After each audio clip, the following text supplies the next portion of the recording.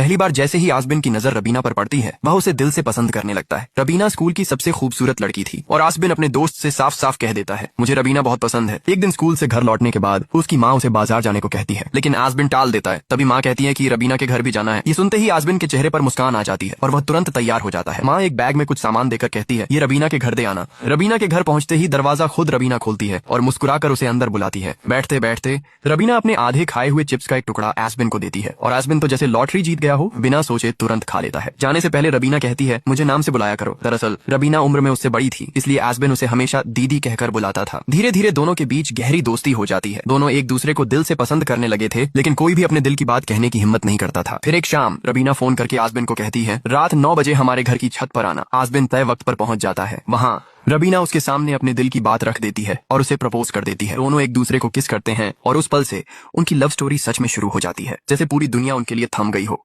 आसबिन और रबीना की प्रेम कहानी अच्छी खासी चल रही थी। दोनों एक दूसरे के साथ बहुत खुश थे, लेकिन एक दिन सब बदल गया। आसबिन के घर के सामने पूजा हो रही थी और उसकी माँ ने उसे कहा कि प्रसाद रबीना के घर देकर आओ। दिल में खुशी लेकर आसबिन वहाँ पहुँचता है, लेकिन जैसे ही वो रबीना के घर पहुँचता है खिड़की से उसे एक आवाज सुनाई देती है। रबीना के पापा उसे डांट रहे थे, पढ़ाई छोड़कर तुम प्यार क्यों कर रही हो। ये सुनकर आसबिन सोचता है कि शायद बात उसके बारे में हो रही है, लेकिन तभी रबीना का मुंह से निकलता है क्रिस्टोफर। ये नाम सुनते ही आसबिन के पैरों तले जमीन खिसक जाती है। टूटे दिल के साथ वो घर लौटता है और पूरी रात रोता रहता है। अगले दिन स्कूल का पिकनिक होता है, सब मजे कर रहे होते हैं, लेकिन आसबिन चुपचाप में बैठा रहता है। उसका दोस्त वजह पूछता है और सलाह देता है कि रबीना से बात करो। हिम्मत करके आसबिन उसके पास जाता है, लेकिन रबीना सामने से उसे अपमानित कर देती है और कहती है, तुम मुझे दीदी कहकर बुलाओ।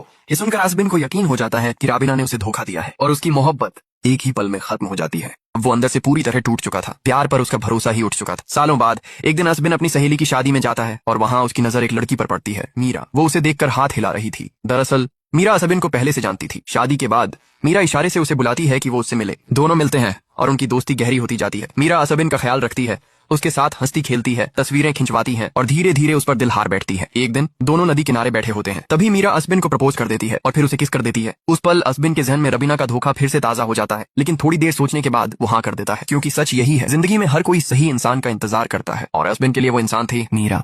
मीरा और आसबिन का रिश्ता बहुत अच्छा चल रहा था। दोनों अपनी दोस्त की शादी से लौट रहे थे, तभी अचानक सामने से एक गाड़ी आकर आसबिन की कार को टक्कर मार देती है। इस पर आसबिन बुरी तरह गुस्से में आ जाता है और दूसरी कार के शीशे तोड़ देता है। ये देख मीरा डर जाती है, क्योंकि उसे अपने मामा की याद आ जाती है, जो हमेशा मीरा और उसकी माँ को टॉर्चर करता था। जब आसबिन वापस कार में आता है, मीरा उसे डांटती है, लेकिन आसबिन इसे हल्के में लेता है। बाद में फ्लाइट में बैठकर आसबिन मीरा को मनाने की कोशिश करता है और मीरा भी मान जाती है। घर पहुंचकर आसबिन अपने मामा से मीरा के बारे में बताता है और कहता है कि मीरा उसे समझती है और बहुत प्यार करती है। इसके बाद आसबिन शॉपिंग मॉल में मीरा से मिलता है, जहाँ मीरा बताती है कि उसने आसबिन के बारे में घर पर सब कह दिया है। आसबिन उसे गले लगाता है और घर छोड़ने आता है, लेकिन मीरा का घर खाली होने की वजह से आसबिन वहीं रात बिताता है। दोनों साथ में बहुत खुश रहते हैं, लेकिन अचानक एक दिन मीरा देखती है कि आसबिन उसे इग्नोर करके किसी और से बात कर रहा है। यहाँ तक कि जब मीरा उसके घर भी जाती है तब भी आसबिन उसे अनदेखा करता है। ये देखकर मीरा वहाँ से चली जाती है। असल में जिंदगी में हमें किसी चीज या इंसान पर इतनी आसानी से भरोसा नहीं करना चाहिए जैसा मीरा ने किया। असल में आसबिन अपने माँ बाप और मीरा को लेकर कुछ पारिवारिक समस्याओं में उलझा हुआ था, जिस वजह से वह मीरा को समय नहीं दे पा रहा था और ये सच भी उसे बता नहीं पाया। कुछ दिन बाद जब आसबिन मीरा से मिलने जाता है और सब कुछ बताने की कोशिश करता है, तब मीरा उसे बताती है कि वह अब किसी और से प्यार करती है और उसी के साथ है। ये सुनकर आसबिन हैरान रह जाता है, मगर कुछ कहता नहीं। अगले दिन मीरा आसबिन को अपने घर बुलाती है। वहाँ जाकर आसबिन देखता है कि मीरा अपने नए बॉयफ्रेंड के साथ बैठी है। आसबिन चुपचाप वहाँ बैठता है। जब मीरा का बॉयफ्रेंड चाय बनाने जाता है तो मीरा उसे कहती है कि आसबिन की चाय में अदरक डालना, क्योंकि आसबिन को अदरक वाली चाय पसंद। ये सुनकर आसबिन चौंक जाता है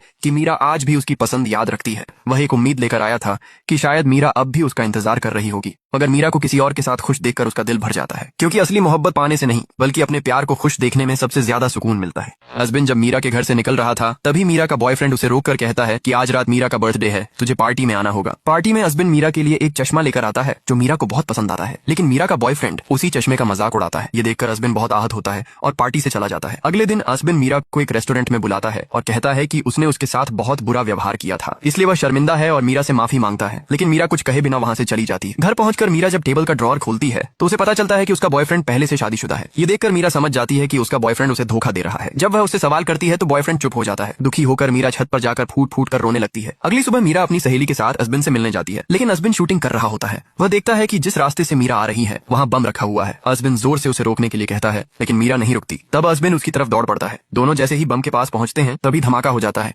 चारों तरफ धुआं छा जाता है। कुछ देर बाद धुएं से निकलते हुए मीरा आसबिन को अपनी गोद में उठाए बाहर आती है और फिर वह आसबिन को किस करती है। असल में प्यार और सब्र इंसान को हमेशा कामयाबी की तरफ ले जाते हैं, जैसे कि आसबिन की जिंदगी में हुआ।